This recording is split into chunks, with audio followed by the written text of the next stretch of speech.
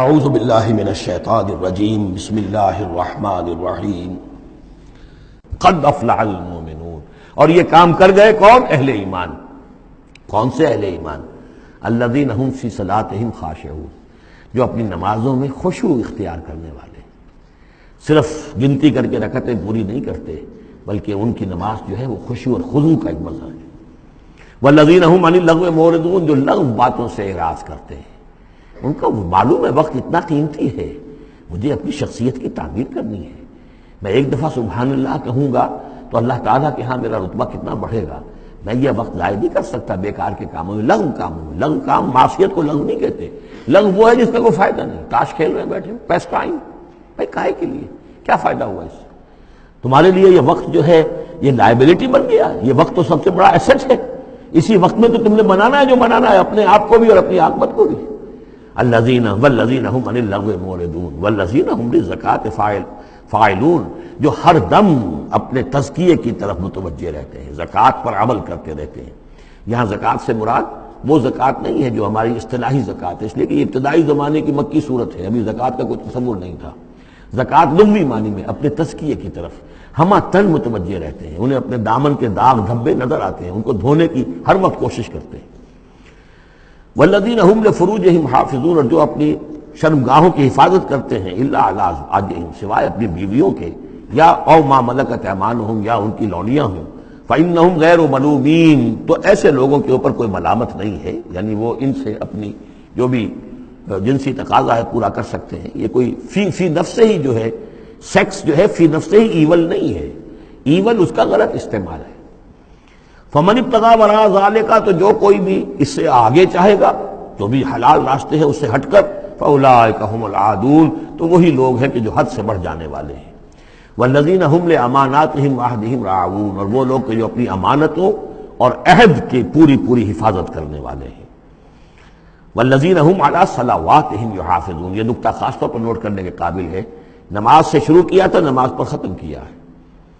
شروع کیا تھا قد افلح المؤمنون الذین هم فی صلاتہم خاشعون، نماز کی جو باطنی کیفیت ہے اس کی طرف اشارہ کیا شروع میں، اور نماز کا نظام والذین هم علی صلواتہم یحافظون، جو اپنی نمازوں کی پوری محافظت کرتے ہیں، مداومت کرتے ہیں، گنڈے دار نماز نہیں پڑھتے، مستقل پڑھتے ہیں، اس کے تمام جو بھی آداب ہیں، اس کے قوانین ہیں، ان کے تمام ملحوظ رکھتے ہوئے پڑھتے ہیں۔ اولئک هم الوارثون، یہ لوگ ہوں گے وارث کس چیز کے؟ الذین یرثون الفردوس، جو وارث ہوں گے ٹھنڈی چھاؤں والے باغات کے، جنت کے، ہم فیہا خالدون، اور اس میں یہ ہمیشہ ہمیش رہیں گے۔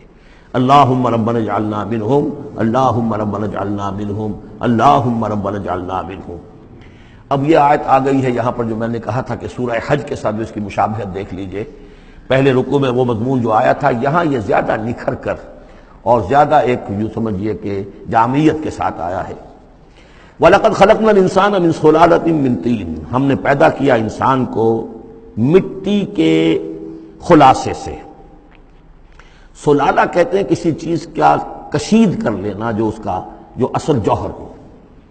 سلہ، کسی نے اگر نکالی اپنی تلوار جو ہے میان میں سے گھسیٹ لی، اسے سلہ کہتے ہیں۔ تو تلوار مسلول وہ ہے کہ جو تلوار ننگی ہے، جو اپنے نیام سے باہر آ گئی۔ تو یہ سلالہ زمین کی مٹی سے کشید کی ہوئی چیز، یہ جوہر جو ہے مٹی کا، انسان کی تخلیق کا آغاز اس سے ہوتا ہے۔ جو میں نے کہا تھا کہ نطفہ جو بنتا ہے باپ کے جسم میں، کہاں سے بنتا ہے؟ یہی غذا ہے، مٹی سے آ رہی ہے، چاہے اناج ہے، چاہے گوشت ہے، پروٹین ہے، کچھ ہے، یہی سے زمین ہے۔ تو اسی سے تو نطفہ بنا تھا نا، جس سے کہ جا کر پھر وہ رحم مادر کے اندر جا کر وہ بیج کی طریقے پر ایک جگہ دفن ہو جائے گا۔ تو وہ کہاں سے آیا؟ من صلالۃ من طین۔ یا تو یوں کہیے کہ آدم کی تخلیق سے تذکرہ ہو رہا ہے، لیکن میرے نزدیک جو تعبیر میں کر رہا ہوں وہ زیادہ صحیح ہے کہ یہ ہر انسان کی تخلیق کا بھی آغاز جو ہو رہا ہے، اس نطفے کا بھی کہ جو اس کا نقطہ آغاز ہے، وہ بھی کہاں سے ہے؟ صلالۃ من طین، زمین اور گارے ہی اور مٹی ہی کے یہ جوہر ہیں جو کشید کر کے جسم میں گئے ہیں، اور اس سے باپ کے جسم میں وہ نطفہ جو ہے بنا ہے۔ ثم جعلناہ نطفۃ فی قرار مکین، پھر ہم نے اسے ایک بوند کی شکل میں ٹپکایا ایک ایسی جگہ پر جو بڑی مضبوط ہے، بڑی جمے ہوئے ٹھکانے میں۔ یوٹرس جو ہے، رحم جو ہے، یہ بہت مضبوط ایک آرگن ہے، اس کی دیوار جو ہے وہ بہت مضبوط ہے۔ اس کے اندر جا کر وہ بیج کی طرح پر دفن ہوتا ہے۔ فرٹیلائزڈ اووم جو ہے وہ سب سے پہلے جا کر اس کے اندر دفن ہو جاتا ہے، اس کی دیوار کے اندر ایمبیڈڈ، جیسے کہ بیج زمین کے اندر جاتا ہے اور وہ زمین کے اندر چھپ جاتا ہے۔ ثم خلقنا النطفۃ علقۃ، میں نے عرض کیا تھا کہ علقہ کا ترجمہ یہ بالکل غلط ہے جو ہوتا آیا ہے، اور اس کی وجہ یہ ہے کہ اصل میں جو ہماری جو بھی معلومات تھیں وہ ظاہر بات ہے مشاہدے کی بنا پر ہی تھیں، ابھی نہ تو کوئی ڈسیکشن تھی اور نہ کوئی ابھی مائکروسکوپ تھی کہ ان چیزوں کو سمجھا جا سکتا۔ تو چونکہ جب بھی کبھی کوئی فرض کیجئے کسی کا کوئی حمل ہے ابتدائی، وہ گر گیا ہے، تو نکلتا کیا تھا وہاں سے؟ جمے ہوئے خون کے لوتھڑے نکلتے ہیں۔ تو یہ سمجھا گیا کہ یہ جو پہلی شکل ہوتی ہے انسان کی جو وجود ہوتی ہے وہ رحم کے اندر یوٹرس میں، وہ جمع ہوا خون کا لوتھڑا۔ تو ترجمہ ہمیشہ یہ کیا گیا علقہ کا کہ جمے ہوئے خون کی پھٹک سے اور جمے ہوئے خون کے لوتھڑے سے، حالانکہ عین لام قاف کا کیا تعلق خون کے ساتھ ہے؟ اس سے لفظ معلق بنا ہے، متعلق بنا ہے، تعلق بنا ہے، علاقہ بنا ہے۔ یہ تو لفظ جو ہے اس کے معنی کیا ہے؟ تو اب معلوم ہوا ہے ہمیں کہ صحیح مفہوم کیا ہے کہ پہلے تو وہ امبیڈ ہو جاتا ہے، وہ جو نطفہ ہے ماں کے رحم کی دیوار میں، پھر وہ اس سے نکل کر لٹکنے لگتا ہے اس کے ساتھ، دیوار کے ساتھ، جیسے کہ کوئی یہ جو ہوتی ہیں لیچز کہلاتی ہیں، کیا کہلاتی، جونک، جیسے جونک جو ہے کسی کے ساتھ چمٹ جائے اور پھر وہ لٹکی ہوئی ہو، تو جونک کی طریقے سے وہ پھر رحم مادر کی دیوار کے ساتھ لٹک گیا، معلق ہے۔